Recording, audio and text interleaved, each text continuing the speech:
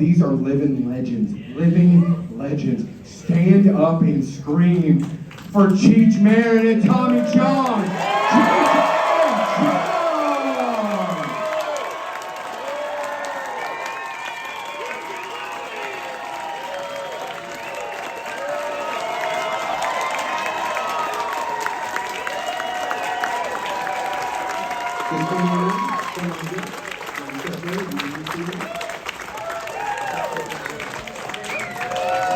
Come on, a little bit more, just a little bit more. A little bit more. Oh my God. I love you all. I love you all. You are amazing. You have influenced, for better or for worse, a lot of people's young lives and older. You guys have partied and hung out with people that you probably never even talked about. What is the craziest damn story you have about you would never believe and we hung out with this person? I know, that's probably hard because there's a ton, right? What's your favorite? I can't remember what I ate 5 minutes ago. Yeah, but I bet there's some that you're like, I can't believe that happened. I think Cheech better answer that one. Boy, I better. I think the most famous and oddest and funniest and weirdest person we ever hung out was Peter Sellers. Oh, can you talk about Peter Sellers for a minute? Have you guys know the Pink Panther, played Clouseau? Yes. Peter was a big fan of the Cheech Chong records when we first came up. Right. And Lou Adler, who was Our producer. producing, Lou was involved with Peter's wife. Yeah. Who Ex-wife. At the time, Ex-wife, ex-wife, yeah. was Britt Excellent. Mm-hmm. And so Peter and Lou hooked up. You know, when they heard Cheech and Chong, Peter arranged for us to tour England. Yes. London and outside of London. And so we flew to London. Mm-hmm. And then when they landed, when the plane landed, the stewardess came back and said, "You guys stay on the plane because we got a special place for you to exit." Yeah. And so when we got off the plane, they took us to this area at Heathrow, I guess it was. And in the area, there's a limousine was parked there. And as we walked up to the limousine, the window, the back window rolled down, and then this hand holding a biggest chunk of hash. I've never seen a bigger hunk since. It was burning at the end. And it was like, "Welcome to England." and so Cheech and I got in the car and we toked up. And then I don't remember after that. There was nothing after that. Peter was so odd in that he would never speak on the phone in his own voice. Well, he had a hard time when he did the Muppets of not being able to just, that thing where you talk to Kermit, Yeah. he couldn't be himself. Yeah, he would call. I remember one time we were in Washington, D.C., and we get a call. Leslie Horwinkle called. And Leslie Horwinkle was one of the characters from the records. Yes. And that was the signal that Peter Sellers called. Okay, so we'd have to call him back. And so, "Hey, Peter, this is Cheech. I got your call." Oh, Mr. Sellers. And he had a Vietnamese or Chinese, yeah. houseboy. And so Mr. Sellers called. He said, "You come for lunch." Okay, we come for lunch. Everybody got there, Pete, and me and Tommy and all. We got out there and go to his house in the country and go to the restaurant. Hi, it's Cheech Chong here for Peter. Oh, Mr. Sellers said, "You come in." Okay. And then we'd go in there, and Peter would come to the door. "Hey, what?" And then there was nobody else in the house. We stayed all day, had lunch, and hobnobbed. There was nobody else in the house. It was just him, and he would do that all the time. And he booked us, he helped do the booking. And one of the places that we played all these venues. And in fact, we played Ronnie Scott's Jazz Club. Because we told everybody, we like working little jazz clubs. And Ronnie Scott's got this jazz club in London. And so Cheech and I, you know, we're used to doing our shows in LA and in New York and that. So we do our show. And then we had to do 2 shows. After the first show, the owner of the club, he comes up, he says, good show, boys, but here's 50 quid. Don't do the doggies. And the doggy routine was where Cheech and I would act like little dogs. Right. And would smell each other's butt. In a circle. And then one of us would, usually me, I'd have to take a dump. And we did all this, and then, it was a very funny bit. But not really quite suited for the English. Right, yes. And do yourself a favor, if you don't know who Peter Sellers was, you're absolutely right. Being There, directed by Hal Ashby, is one of the greatest American films of all time. And by the way, it's like Network. It's just as important today as it was then. Yeah. It's gotten even more. Yeah. Watch it. Anybody seen the Pink Panther movies? Yeah. That's Peter Sellers. Yeah. One more special story. Please. I was flying to Washington. Yep. We had a gig there, and Cheech wasn't there. Cheech went to New York. He had some business in New York. And so I flew, and we get on the plane, and there's Peter. And so I sat with Peter, and he gave me a Polaroid picture of him on the movie Being There. And at the time, Peter was going with the daughter of the ambassador from where? Netherlands? No, yeah, Switzerland. No, Sweden. Sweden, yeah. The Swedish ambassador. And so Peter was staying in Washington at the place, the little place there. So Where the ambassador I was stayed. flying with our roadie, Jimmy Root, and a very great magician named Ricky Jay. Remember Ricky? Ricky Jay and his 52 friends. Yeah. Yes. Yeah, well, Ricky Jay. And so we're all on the plane, we're flying. Peter says, you gotta come first of all, we took Peter out for lunch, or for dinner or whatever. A meal. And while we were out there, Ricky Jay arranged a trick, a magician's trick. And so at the end of the meal, Ricky Jay signaled the waiter. The waiter brings over what would it be, like a platter with a cover. He picks up the cover. There's a block of ice with a lemon inside the ice. And before he did all that, he had Peter pick a card and write his name on the card. Bring out the ice and the thing with the lemon. Open up, and there's, like I said, a block of ice. We watch him break the ice, bring out the lemon, full lemon, cut it in half, and guess what's inside the lemon? The card. The card. Fold it with Peter Sellers. Now, I really think Peter almost had a heart attack. One of his many. Because he was so amazed. We all were. How the fuck did he do that? If you don't know who Ricky Jay is, he passed away a few years ago. He's in several David Mamet. Oh my God, we could go down the road here. I'm so sorry. Look him up. Oh no, he was incredible. He was the world's greatest card magician. I mean, anything with cards. He could throw a card over a 3-story building. Yeah. Yeah. Oh no, he was incredible. And so then we went to the ambassador's residence after. No, we're all, of course, we got stoned. We're sitting there, and there's a row of buttons that you can push, like the doorbells.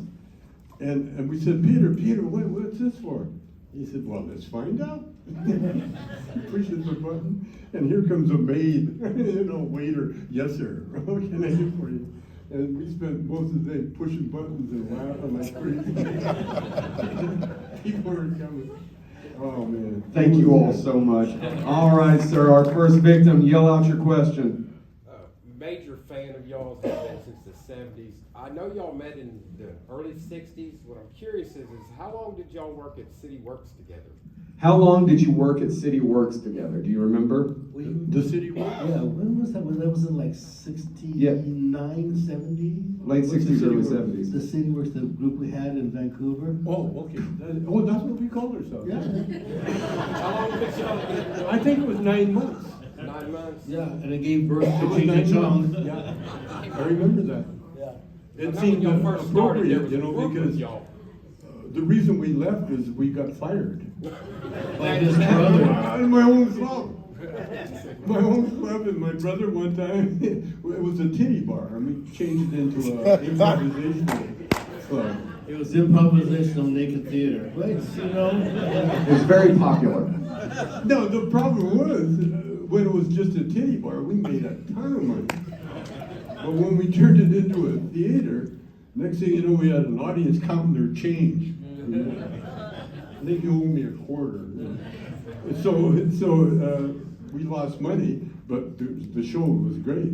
And my brother, one time Cheech and I were sitting there, you know, kind of talking about how well we did that thing. My brother come along and dropped a bunch of bills, and he said, you know, we've got to change the show. We've got to get the show back to what it was.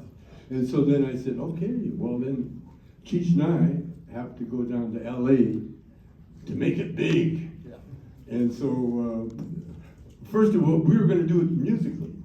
And so we put a band together. We had a drummer, and a piano player, and a bass player, and we got a gig. It was the Battle of the Bands at the Vancouver Garden. Was it the Gardens? The Gardens, yeah. And I got my dad's car, and Cheech and I get in the car, and we drive down there, and we talked to him about it. So we said, okay, well, we'll do a little comedy before we do the music. Well, once we got into the comedy, and this is the rock and roll crowd where they all had to sit down, not listen to music, but sit down and watch comedy. And at first, a lot of people were nervous, you know, thinking, you know, rock and rollers. But they loved the comedy so much that they wouldn't, we had to keep doing it. And next thing you know, we never did any music. The band's still standing there on stage. Okay, we're ready. In fact, the bass player said, when's our next gig, boss? Because we never played one note. And that night, that's when Cheech and I decided, hey, we're a comedy team. And so we had to figure out a name. Yeah. And so we're driving home in the rain, and my dad's car was like an old Nash, and the windshield wipers broke, and they wouldn't work. And this is Vancouver. It rains every day. And it was rain, torrential rain. And so we were taking turns working the windshield wipers with a coat hanger. A wire coat hanger. And we're talking the names, yeah. So Chong and Marin, nah. Richard and Tommy, nah. I said, Cheech, don't you have a nickname? And Cheech said, yeah, Cheech. And we looked at each other, Cheech and Chong.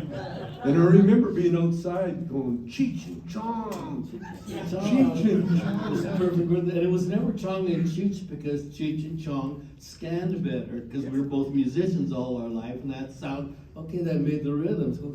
But it was the first and the last name. It's perfect. And we didn't know it. You know, we played UCLA one time, and a linguist came up and explained how brilliant we were. I figured that name. But then we came to LA, and the first thing Cheech does, he leaves. He goes up with his buddies up to Big Bear. Was it Big Bear? Sure. With your buddies, what's his name? Doug. Oh, Doug. Yeah. Yeah, remember that? Uh-huh. And I, in the meantime, I knew Red Fox. I knew him from the old my blues club days, and so I called Red Fox's club. He had a nightclub on downtown on La Cienega, and I told Cheech, I told Cheech, come on, we got a gig, man. You got to get back here. And so Cheech came back, and we went on Red Fox, and Norma Miller, the MC, the lady MC, she was a little bit limited with her vocabulary, you know. And so she said, "What's y'all name?" Cheech Chong. I said, "Oh, okay. Ladies and gentlemen, we got a new comedy act here, Geek and Gang." I was geek. That's how we got introduced, and it really was a great introduction. And we went on and we did some of our titty jokes, you know, and it was good. Well, we had Lenny Bruce. Lenny Bruce was this incredible comedian that died of an overdose, I guess. Yes. And his whole entourage was sitting in the audience. Sally Marr, his mother, Tony Viscara, Sally's husband, but Lenny's mother, road manager, and all the Lenny Bruce people were waiting. They were looking, and they were really going to all the comedy clubs looking for the next Lenny. And so when Tony Viscara saw Cheech and Chong, Tony's backstage right away, and we got to know Tony, and he became our manager, but we had to help him financially. We had to pick up the tabs all the time. It was really incredible. But to be compared to Lenny Bruce, you know, that, Right, absolutely. that was a thing. So it was our whole career. Oh, actually, it was like that, wasn't it? Yeah, exactly. All right, thank you so much. Next question. Come on up. Hey, I saw you guys at the Exit Inn in Nashville in 1978. Yeah. Just really. wondering what you've been up to. Are you serious? Is that your question? Yes, sir. Well, I got a joke. Oh, no, 10 years, that's the first time. Yep, nope, thank you. What have you been up to since 48 years? What have you been doing? Yeah. A bunch of different stuff. Time for one of you. Well, in the beginning, I remember waking up, Excuse me, it's time for my nap. Go ahead. and I went downtown, looked for a job. Next question. You got this. What is your favorite memory while making Up in Smoke? Favorite memory of making Up in Smoke, which that's my one sheet right over there. I just wanted to hang up for you guys. Great job with that. Well, I didn't make it. Okay. What's your favorite memory? Of Up in Smoke? God, I don't know. A shooting in Malibu, where we were both living at the time. We were both living in Malibu at the time of Up in Smoke. Yeah. Anyways, and because it was like shooting in our neighborhood, you know, and everybody there knew us, and so we'd be shooting on Pacific Coast Highway, and everybody that we knew, hey, you're in the shot, dude. Come on, keep moving. That was kind of like movies are complicated. Yes. I think my favorite was when we wrapped the movie. I realized we shot this movie in less than a month. Wow. For less than $1 million. It was actually close to $800,000. And the reason we shot it so fast was that there was no rehearsal. Like we shot the movie like we did our live show. We get together, what are we going to do today? Okay, let's do this, and this. And I'd write down the notes and hand it to the script writer. She would take it, write it into a script, write a script out, and then hand it out to the people that needed to know. And what Lou did as our director at the time was to give Stacy Keach, who plays Stadenko, our records. So Stacy could study Stadenko, like we did a character in our records like Stadenko. And then all the rest of the actors ad-libbed their own lines. Tom Skerritt did that whole Vietnam thing with Cheech and the motorcycle. My dad, Strother Martin, He did that, you get a job by sundown. Bend and scoop. Yeah, Bend and Scoop. They wrote every line themselves because all those actors that we hired were professional improv actors. They could improv for hours. How did you get them? Just, I don't know, Lou Adler actually. Just Lou, because he had the connections. But we offered them money. Well, I know, Very good guy. but. But again, was Lou Lombardo, we did, because we were having a trouble getting a director. In fact, Lou tried to get Rob Reiner to direct, and Rob wouldn't do it because of the connections that we had with a group called The Committee, and Rob was kind of tied up with those guys. And so then we had a Floyd Metrick who did some truck car movies earlier, hot rod movies. And we met with him a couple of times, but he was like a real director. He was more worried about his car collection than he was about what we were going to put on the screen. And so we told Lou, we can't work with him. And so Lou said, well, Paramount would be comfortable if he directed.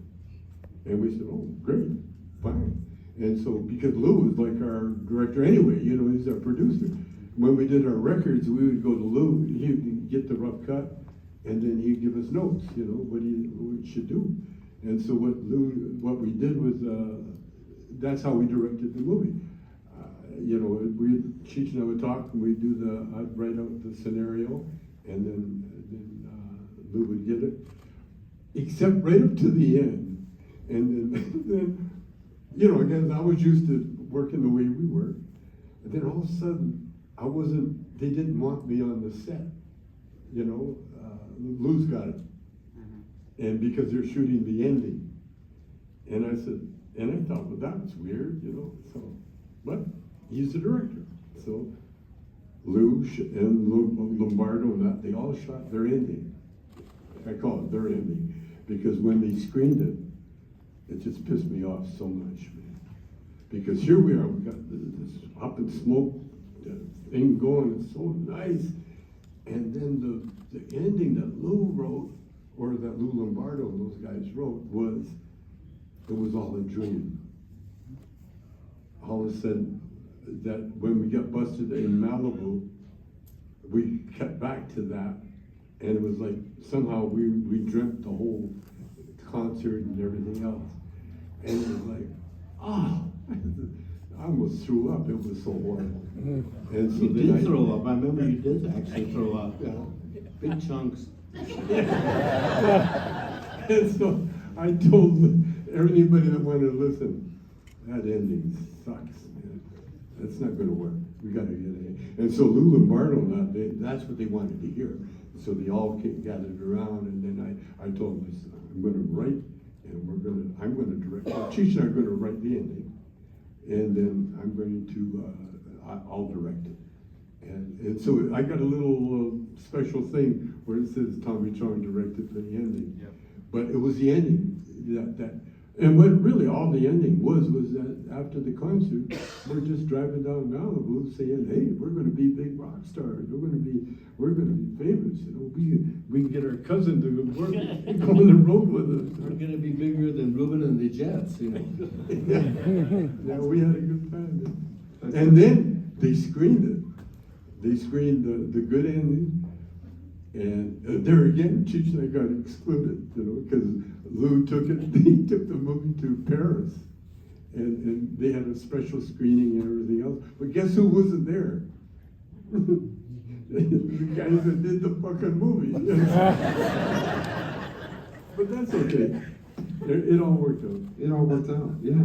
Next question. We'll try to get through. Hi. Yes, ma'am.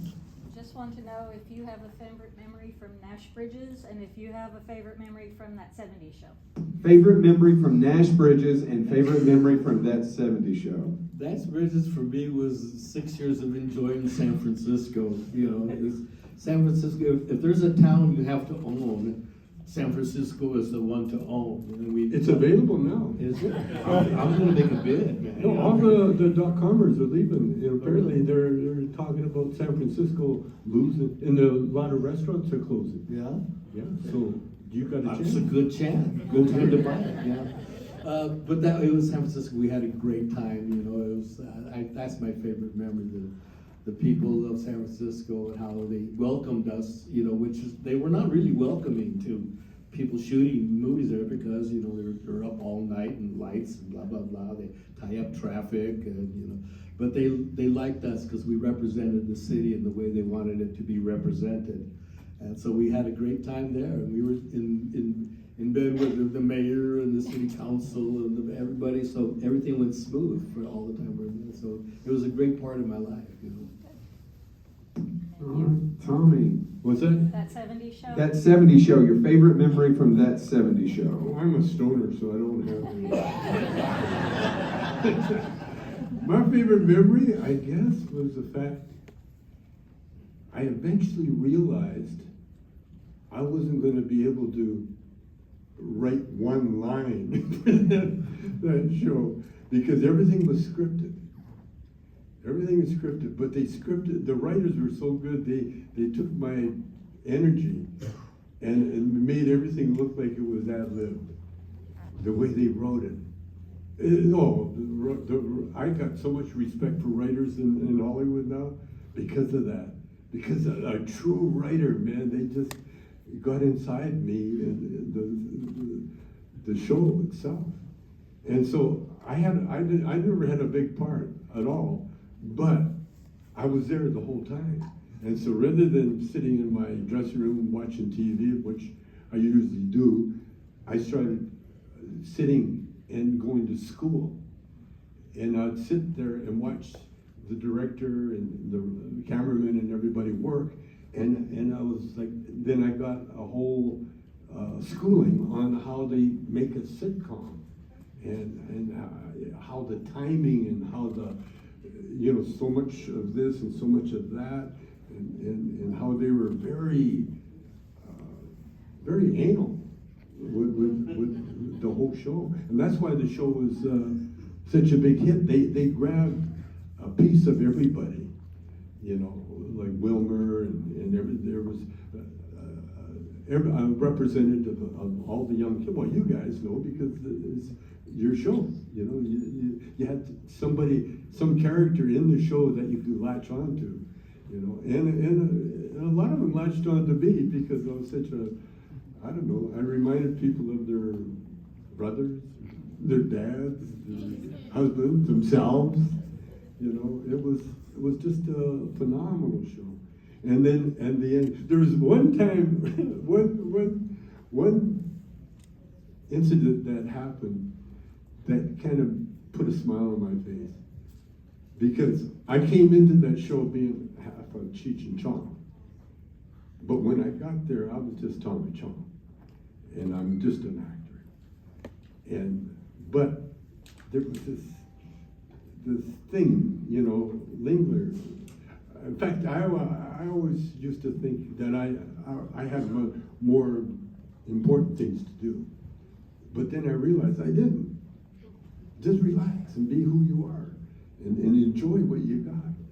And that's what I did, and it was so good. But one time, a Make-A-Wish guy, and his wish was that he wanted to sit and have lunch with one of the stars of that 70s show.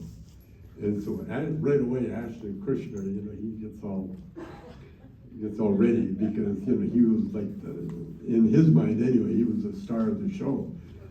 But the kid chose me.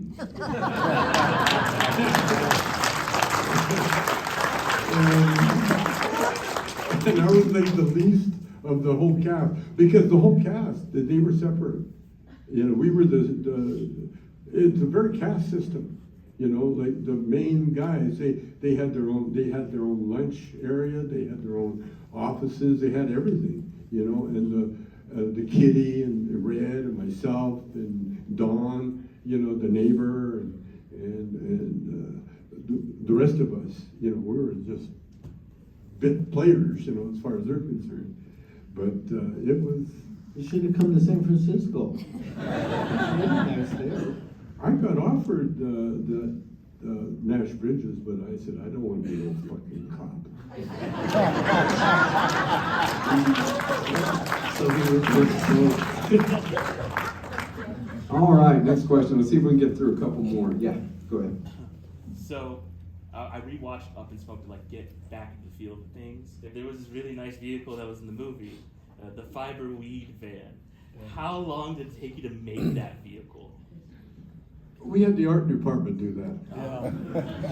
And we had nothing to do with it, really. Took us The no time at design all. or anything, but No time. it was incredible, huh? Oh yeah, it was fantastic. All right, cool. We've got time for maybe 2 more questions. Come on up. Sorry, and if you have some questions, they're going to be here all weekend. Yes, sir. So, has Dave ever come home? Has Dave ever come home? Dave not only came home, but he directed Cheech Chong's last movie, which is on Netflix right now. And his name is Dave Bushell. And Dave, in fact, that's what he wanted us. He didn't write anything for us in that thing. In fact, he gave us probably the worst directions we've ever had in a movie. But it worked. Whatever the fuck he did, it worked. and so Dave directed the Cheech and Chong's last movie. That's what Dave.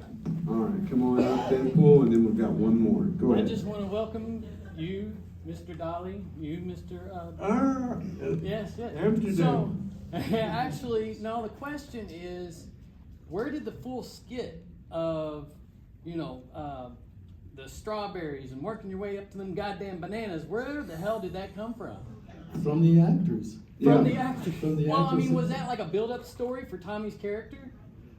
It's the first kind of thing you see in the movie, so whatever Yeah. they said, they were improv actors. Right, right. Oh, no So we put shit. them in the situation, and go, you're the father, you're the mother, and this is your dynamic, and then you got Finkelstein. this guy, he's the kid. Yeah. And go. Start out picking strawberries, and I then get- you work your way up. Bend and stop like the Mexicans, Yeah. Well, dude, you all are the best. You've influenced me so much, and I really appreciate you. Thank you for very much. being here. All right, thank you. And here comes our last question. Go ahead. You guys are awesome. My whole life I loved you guys. I'm a big fan of music and the Basketball Jones song. I love that song. But one of my favorite songs by any band, this song just rocks, and I was wondering if we could just light this room up with a rendition of Earache My Eye. I got it queued up here if you all want to do it. I thought it would be a hit. Well, I love the story of Basketball Jones, because the way that happened, Cheech and I were riding to the Laker game with Jack Nicholson. Oh. And Nicholson's very impatient driver.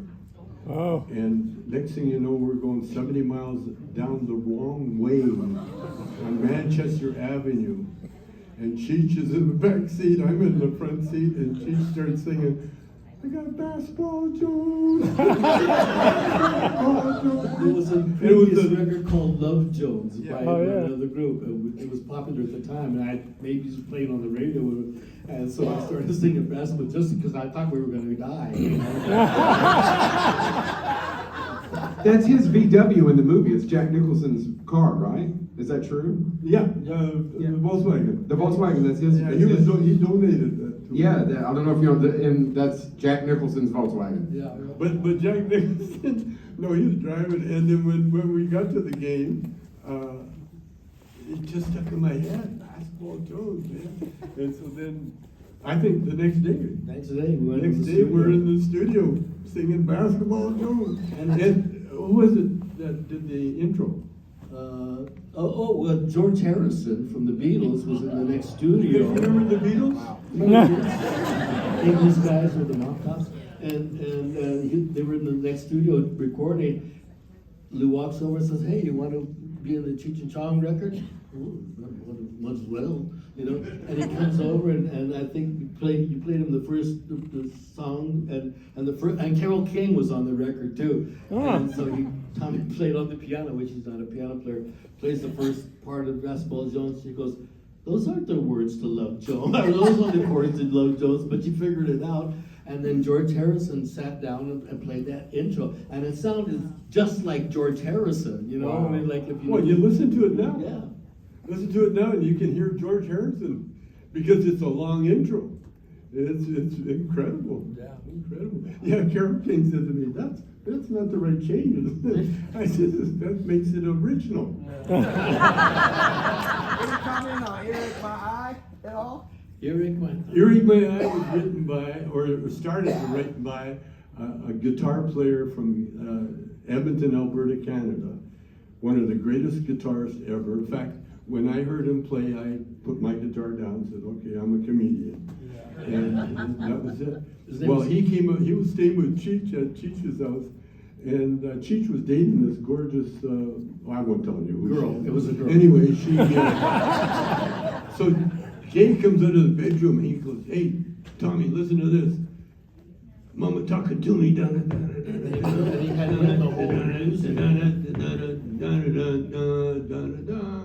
That's all he had. Mama talking to me. And so then I wrote the rest of the lyrics and Cheech sang it. And it's been one of the most classic Cheech Chong music ever. Yeah. Guy's name was Gabriel DeLorme. The guitar. Yeah, Gabriel DeLorme. You can look him on, what do you call it? YouTube. The YouTube, on that internet thing. Yeah, on the interweb. He's out there on the interweb. And with that, please stand up and scream for